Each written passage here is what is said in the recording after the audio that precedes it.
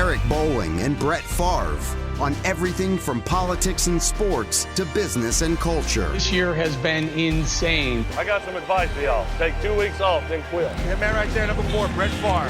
First NFL completion, and it's to himself. It's big time and prime time. That's why Brett Favre is Brett Favre. Yep. Now it's Bolling with Favre. Hey, everybody. Hey, Brett, what's up, brother? Listen, before we get into it, just got to remind you all, go ahead and go to iTunes and rate and review. Some lucky guy won a Brett Favre signed jersey last week. We're giving away a Luke Bryan signed boxed album set. You rate, review, leave a full review, and we'll read it, and we'll read the best one, and we'll give away that box set. And don't forget, you got to do it. You got to get it out there. I want to see all those reviews and make them positive. Give us 5 stars. But Brett, we had a little discussion. Burrito says, Happy Memorial Day, and we pushed back a little bit. Memorial Day, not supposed to say Happy Memorial Day, are we? I wouldn't think so. Yes, technically a holiday, but we're honoring or celebrating. Maybe it's more the correct term, I guess. We're celebrating our men and women who, who made our freedoms what they are today. And, I did a post where I said, we can never thank you enough, but we could certainly start by not taking you for granted. I think a lot of us have lost sight of, what these men and women did for us in so many wars and battles and what they continue to do for us. In fact, over the weekend, our president, Joe Biden, tweeted something like his Memorial Day tweet was, hey, stay cool, while he's eating an ice cream cone. And then she caught a lot of flack. Vice President Kamala Harris caught a lot of flack for this tweet. She said, enjoy the extra day off. Like, did they not understand? Listen, this is just me. I'll take this one, Brett. I'll eat this one for the team. They're going to light you up if you comment on this, but I think it's bullshit. I think it's bullshit that the president and vice president of the United States, that's all they could muster up when, countless tens of or hundreds of thousands of, as you point out, men, women, service animals have died in action, protecting our freedom, our ability for Biden to be president, Harris to be vice president, any other schmuck that does whatever they do, whatever we do. We can only do it because we protected our freedoms. There have been plenty of countries that wanted to take it from us. We fought for it. We fought for the ability to keep our free market capitalist system. I think Russia would love to shit on us and taken it away from us. China would still love to do it. North Korea points missiles at us. We got people protecting us around the world dying. And this is what the freaking commander in chief, you know what that means? He's above the highest general in America. He can tell the highest general in America, our military, what to do. Commander in chief says, enjoy the cool weather, an ice cream cone, a freaking chocolate ice cream cone. That's just tone deaf. Anyway. Yeah. To add to that, I mean, that's fine if you want to tweet, stay cool, have an ice cream cone, but mention what it's about. Why you're eating an ice cream cone or icicle or a popsicle or whatever. Why are you doing that, and why are you allowed to do that? And what is this holiday, quote unquote, if it is a holiday, what it's for? Remembering those who fought for us, people they didn't even know, and made this country what it is. Not just an extra day off, Kamala. Not just a day off. Right. It's a day to remember. Thinking, now let's push that chocolate ice cream cone into space. What'd you do, brother? How was your week? What'd you do? I didn't do anything in particular. We had a group bike ride Monday morning. Did 43 miles. It was pleasant weather. We've had great weather, but So now how long does it take you to do 43 miles? You doing 10 miles? it all depends. If my legs were feeling a little jello-ish from Saturday. We did a big group ride. I did 60 Saturday morning. Oh, wow. Good. Took off Sunday. In fact, Sunday, my wife and I, one of her buddies and training partners that she runs and does tries with, it was her birthday, and they wanted to have about 4 or 5 couples go listen to an 80s band down in Madisonville, Louisiana. So we did that. Normally I would do a recovery ride on Sunday, just kind of go out and do an hour ride, nothing hard, but I didn't do that. So Monday morning, there was probably 15 of us that did this group ride, and some of them were feeling fresh and took off. I wasn't feeling it. So it took me, I think I averaged like 17.5 miles per hour. So That's good. That's a good hike. That's a good workout. Pretty hilly for Mississippi, surprisingly. Yeah, I was in Vegas, my friend. In Vegas reopened fully on Monday or Tuesday. Reopened fully on Tuesday. So I was there right before the reopening. But I got to tell you, it was hot, but it was also I walk. I would do this fast-paced walk, and I did 11, 10, and 10. So I did a lot of mileage on the strip. It was a disaster. I mean, there was homeless people sleeping on the place everywhere. The place was just, I don't know what's going on in our cities. We're just letting them go to shit. There's trash everywhere. It was awful. I was shocked because I'm not being insensitive. There are places for people who are down and out on their luck or their life, or whether it's drugs or whether it's mental illness. I have empathy for all that, but cities and mayors are now just like anything goes on our streets. It's just getting scary. Yeah, it's sad. It really is. Business, reputable businesses are going under because of it. Why would you start a business in downtown anywhere in a big city? And there probably are examples of cities that are doing well. I just don't know of any right offhand. I don't either. I know it's not the West Coast. I'm here in New York now. It's certainly not here. It wasn't LA, it wasn't Vegas. I don't know. Dude, since we last spoke, can you update us on the Aaron Rodgers Green Bay Packers saga? I haven't heard anything from anyone other than what probably everyone else is hearing, or whether it be true or not. I've heard that the Packers are steadfast in not trading Aaron. That very well may be true, but again, I'm not saying I want him to leave. I want him to stay. I'm just saying I believe in my gut that he will not come back. You just knowing Aaron and him, if he's holding a grudge, he has a hard time. What's the rule? So if he steps away and says, I'm not playing, how long does he? Well, my understanding, unless something's changed, he has basically 2 options: return to the team and play, or sit out. If he sits out, the Packers still retain him from a contract perspective. Nothing's changed. He doesn't gain a year in his contract, so he doesn't get any closer to the end by sitting out. Gotcha. So it basically just sits there, that contract. So, the question is, if the Packers really, I think the Packers, I'm certain, I got to believe that they're holding out hope that he will show up, even if it's day 1 of training camp. He will show up. They got from now until then to get that done. And I really don't think it's about offering him more money, although I think they've offered him $45 million a year. But knowing Aaron, that's probably more insulting than anything, based on what his beef is over. Keeping players, retaining players, bringing players back that once played there, that were very prolific with him.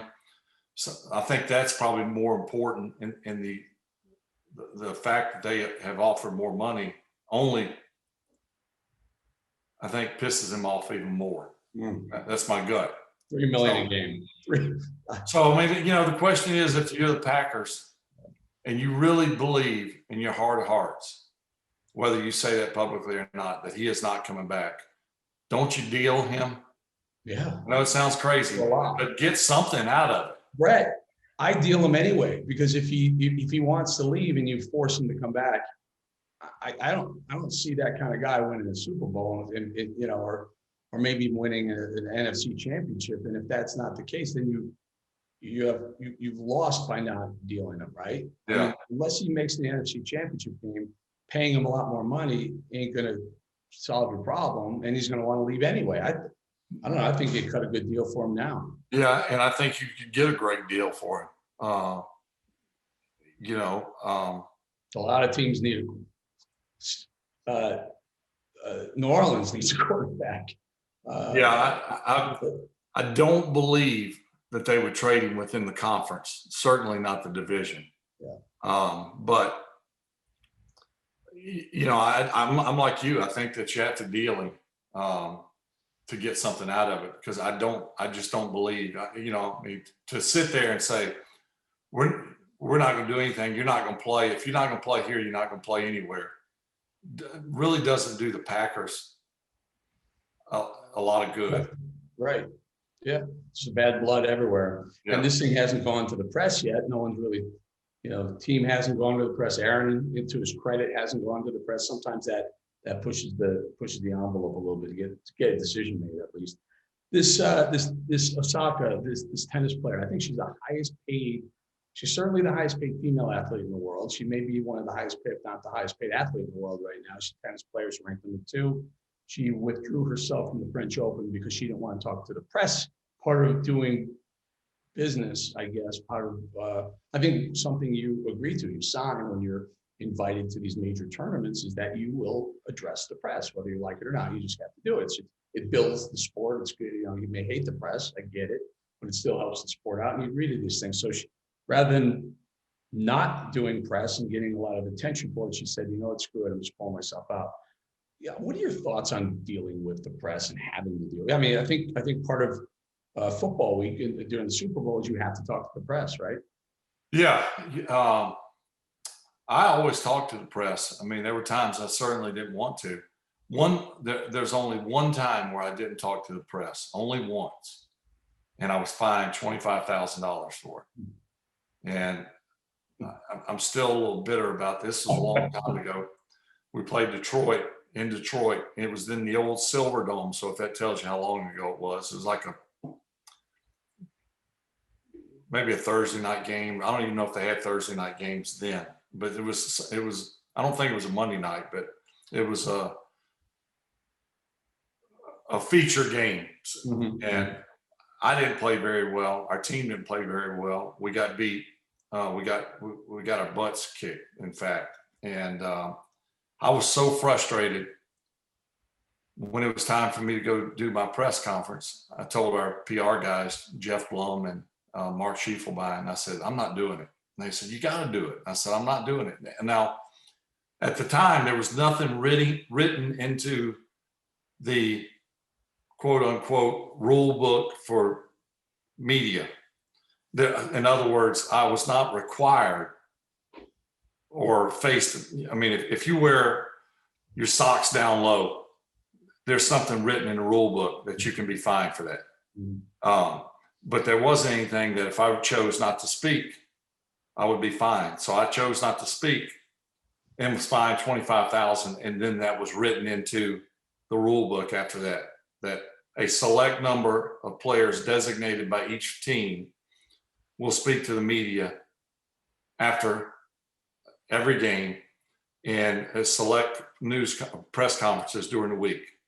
I was so mad over that, but I think that, to a certain extent, we should talk to the media. I'm not saying you have to. I mean, you choose to be fined or not, but I'm just talking about athletes in general. You know, if you have nothing good to say, what I should have done that day, I should have done the press conference and just owned up. It was one of those things where I said, if I don't have anything good to say, I'm not saying anything at all. Well, go in there and say that. Well, that's what Marshawn Lynch did. You remember that? He got fined $75K for not talking. So next time he went out, he's like, they asked him a question. He goes, I don't know. I'm only here because if I don't, they're going to fine me. Exactly. And he didn't get fined for that. Well, again, that's what I should have done. But I do think athletes are held at a different level, different standard, and rightfully so because of the money we make. It's not our fault because of the money we make. It is what it is. But a lot of people look up to you, and we certainly make mistakes. There's no question about it. We think what's going on in the NBA right now. A lot of players are pissed off. They're getting hassled by fans, which sucks. I mean, you talk about fans hassling, it sucks. I get it, but I don't know. The NBA, I'm just going to throw this out here. This is Bolling speaking for Bolling, not Brett, but it feels like they've changed over the last year and a half, becoming more, I don't know, they want to tell us what to think about police and race and all these things. And then when the fans get pissed off and yell back at them, look, I agree, you can't spit at them, you can't throw shit at them, but they seem very, very sensitive right now. And these guys are making, $5, $10, $15 million a year, and they don't want fans to tell them to go F themselves. I mean, it feels like, I don't know, they're getting a little bit sensitive, a little bit overly sensitive. When fans voice their opinion, whether it be good or bad, I just think of, going to Soldier Field. I never heard from a Bears fan, hey, good luck. You would hear so many different things, choice words. And I didn't particularly like it, but, it kind of added to the mystique of going to play and beat a team. I mean, there was this added sense of. And you did. I was at many of those games, and you did beat us badly for it. But I mean, fans certainly, if they cross the line, should be held accountable. Throwing stuff, saying something's one thing. Throwing stuff or physically trying to inflict some type of harm is a no-no, and they should be held accountable for that. And again, this is going to probably be taken the wrong way by people if they listen, but a couple of the instances, one was a fan, he poured popcorn on an awning that some of the basketball players were going back to the locker room, and the awning stopped right there, and some kernels of popcorn fell on them. They flipped their shit out. I mean, they were holding players back. Players wanted to jump in the stands and go fight. It was literally kernels of popcorn, Brett. And there was another one where a fan threw the same situation. He didn't hit anyone. He threw an empty water bottle and missed everyone. But they're like, they got security holding the ball players back because they want to go beat the shit out of these idiots. And they were wrong. The guys were. It just feels like they're just overreacting. I mean, look, there's a lot of times I wanted to go up in the stands. Thankfully, I didn't. I can't tell you how many times I had beer poured on me going through the tunnel, coming out of the tunnel, going into the tunnel. Somebody throws it or accidentally spills their beer. No one accidentally spills their beer, and then you got to deal with smelling like a brewery the rest of the game. But thankfully, I never went up in the stands. I don't think for a second I didn't want to. Yeah, well, I don't know. It just feels like kind of the cost of doing business, so to speak. If you're going to, you're going to pull in 3, 5, 10, or Aaron's case, 40. Well, one way, if you're an NBA player or a player in general, one way to look at it, if people are coming to the games, whether they're hostile or not, That's a good thing. Maybe them throwing kernels of popcorn on you suck. But when people stop going, that's when you got cause for concern. Throw some beer on me, throw some popcorn on me, right? Yeah, because the owners start feeling the crunch if people stop going to the games or buying the Sunday tickets or the basketball version of that. Yeah. Couple of quick thoughts. Speaking of that kind of nefarious activity, crime is spiking around the country. Rob put this one together on our list. Huge spikes in crime, violent crime across the country. 59% Philly up, Atlanta 59% higher in crime. Philly up 43%, New York, Chicago, LA up 22%, Minneapolis up 120%, Portland up 800%, and a lot of these crime rates, these murder rates are spiking as well. So, we're coming out of COVID and people are getting outside again, and numbers are starting to spike because in that same period of time, we've also told the country that F the police, because we're supposed to defund police departments, and we're taking force out of cops' hands to make sure our streets are safe. No crime spiking. The bad guys are taking advantage of it. Yeah. Are we surprised? Should we be surprised if you're defunding the police? There's a lot of good police officers, men and women out there, Black, white, Hispanic, Asian. There's a lot of good police officers out there. And, just like the general public itself, I mean, there's a lot of good people out there. There's a lot of bad. But I really don't believe the answer is to defund the police or defund or disengage our military, because all you got to do is look at these numbers and what it's led to and what it's leading to, and say, okay, if we do the same thing with our military, we'll have people running over us right and left, other countries. They're sitting there right now licking their chops, just like hardcore criminals are. Like, can you believe they left the door open for us?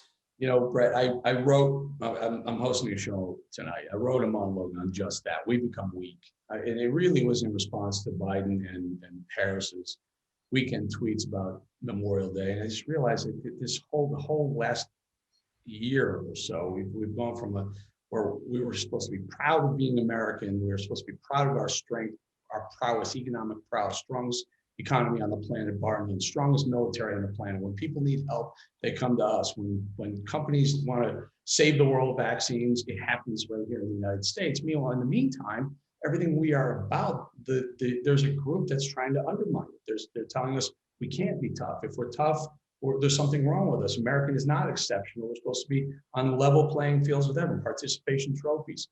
Cops are bad. Wealth is bad. You do well, that's bad. We're telling our kids, don't try and win. What's going to happen in the Olympics where everyone's going to get a medal no matter what? I just feel that the country is in a slide, a cultural slide that's happening so fast and too fast. Well, one group is trying to do it and they're winning, this cancel culture crazy mob that's canceling people who disagree with them. The other side is afraid of being called racist, xenophobic, sexist, whatever, and they just shut up and let the other side. And this pendulum is swinging so far right now, so fast. I'm fearful that we're not going to get that pendulum to come back to center where we can still compete globally. Well, I hope you're wrong, but in a lot of Me too. things that you said, I tend to agree. I got to believe that. I mean, there's those out there that no matter what, just say Biden has a horrible 4 years. There's going to be those that say at least it's better than Trump. Now, those you're not going to change their mind, regardless. But there's those that, and I hope Biden and Harris do wonders for this administration and for this country. Because I'm an American, I was for Trump, but I'm for our country more than anything. And I want to see us succeed, get better and flourish together.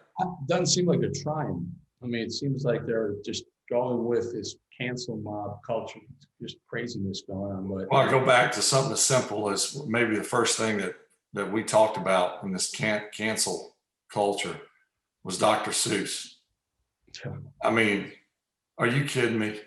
I mean, really? That's priority number one. The far left can't be saying that Dr. Seuss is a bad thing. you know what the insanity is, Brett? People are being canceled now. Thankfully, it's been the left, the American left, political left has been ahead of this. They've been pushing this. If you're not diverse, if you're white, you're a racist. There's this whole narrative that they've been pushing, but now it's coming back and hitting them too. The insanity that you can take someone's tweets from a decade ago or longer, 15 years ago, 20 years ago, if it's not Twitter, it's something else that they wrote or said, or a picture, and somehow that applies to today. Like that became instantaneous. You're owning that something that happened to you or some reaction you had 10 or 20 or 30 years ago today. Like you can't have come around and do a different way of thinking about things or learned or made mistakes and learned from your mistakes. You are tagged with what happened in the person you were 20, 30 years ago. It is sheer lunacy. They're going to look back in the history books. They're going to look back years from now saying, what the hell were they doing? They were canceling really good people for shit they did 20, 30 years ago after not knowing the context of what happened in between that time. I just think it's a scary place we're headed. Well, it is. And there is no one out there that wishes they couldn't go back and change something they said or something they did. We all make mistakes. Yeah, we learn from our mistakes. Learn from your mistakes. You learn from the mistakes you make, and you don't do them again. You become a different. That's what part of growing up. We evolve to people who we are. I mean, for God's sake, to be held to the person anyone was in high school is insanity. It's insanity. But I agree. I agree. Can we we have a little bit of a short show there, but can we do some questions from fans for Brett? I think that's a good idea. Chris from our Gmail, Chris says, Brett, what is life like in Mississippi? Like, where do you eat? Where do you go? Don't be specific because Chris will show up at your doorstep. But Joey, give us a slice of life. No, I think that's a good question. Mississippi, I'll say this first and foremost. When people come here for the first time, either visiting or passing through, and either I know them or just met them. For example, I played golf with some guys several months ago, and I said, first time in Mississippi, and they said, yeah, first time. Pleasantly surprised.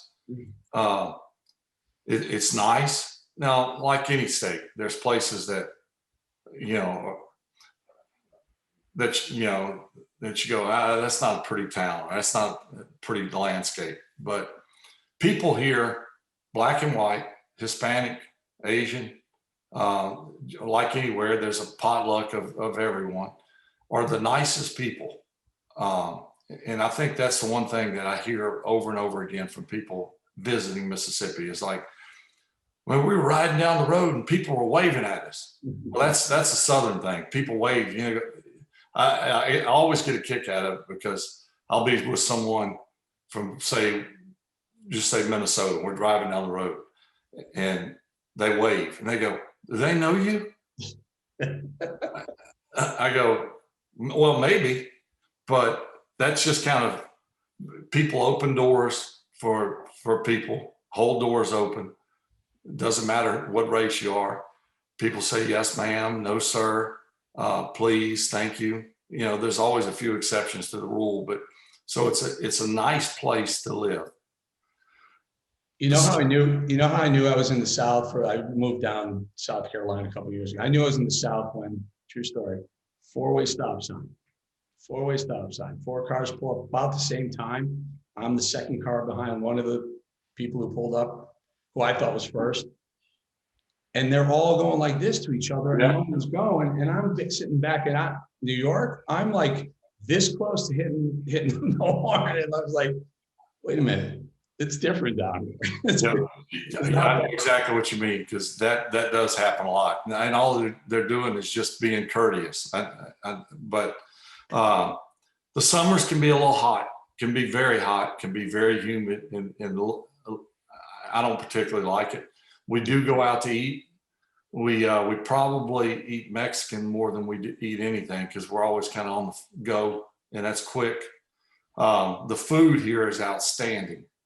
Anywhere in the state, if you like barbecue, we have it. If you like seafood, we have it.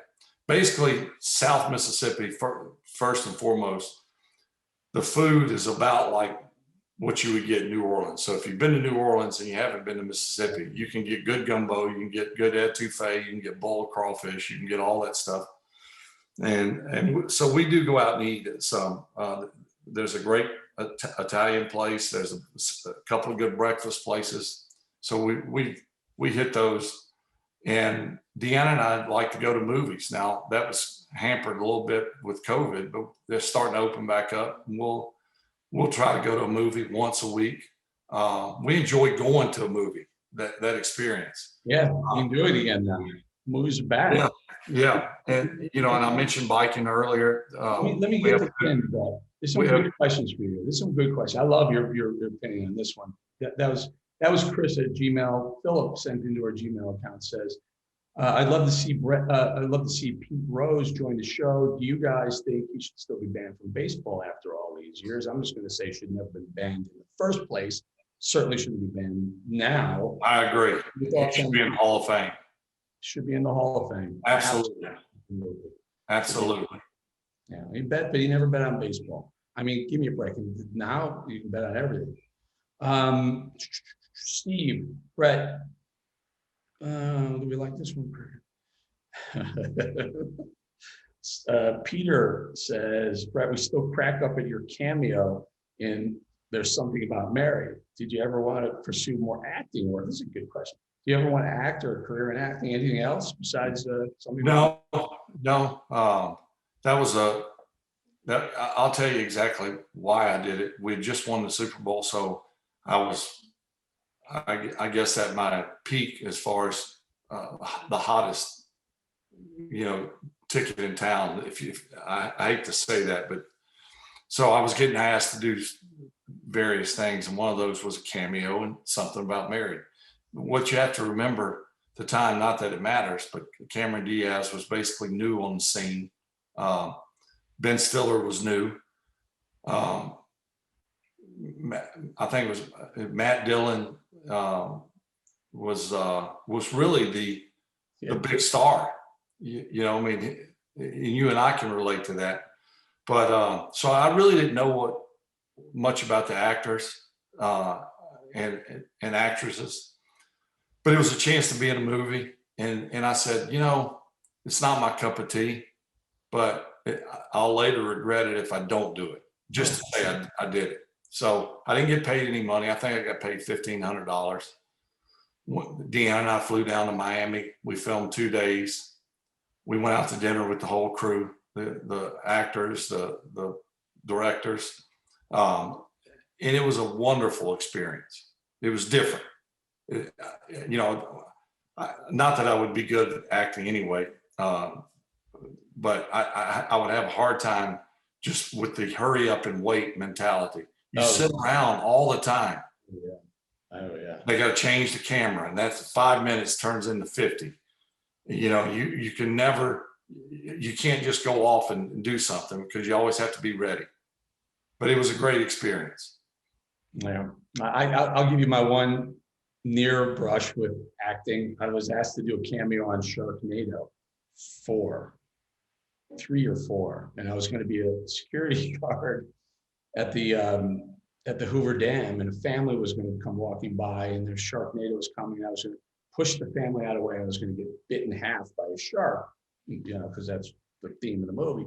Cameos, people get killed by sharks, and I was working at Fox at the time, and Roger Ailes called and says, You have two options here. You can either get bit in half by a shark on Sharknado, or you can continue to fill in for Bill O'Reilly. I said, I'll take the latter. Give me the shark, man, all day. Listen, I'm already emailing this guy, Matt. Matt starts with an L. I can't remember his last name. He's a producer of the Sharknado. I'm waiting for Sharknado 6, man, or 7, whatever it is. I'm going to see if I can get myself bitten in half by a shark. That's great. Maybe we can both do that, Brett. We'll get bit by a shark.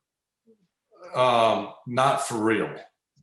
Not for real. All right, guys, I got to jump. Brett and I will love you. Do me a favor, do Brett a favor. Make sure you go on iTunes, rate the show, and then write a review, and give us a good 5-star rating. And then we'll enter your name and your review into the latest contest we got. And it's Luke Bryan's signed autographed album set. That's it for us, Brett. Good week, and talk to you again soon, my friend. Sounds good. Look forward to it. Peace out.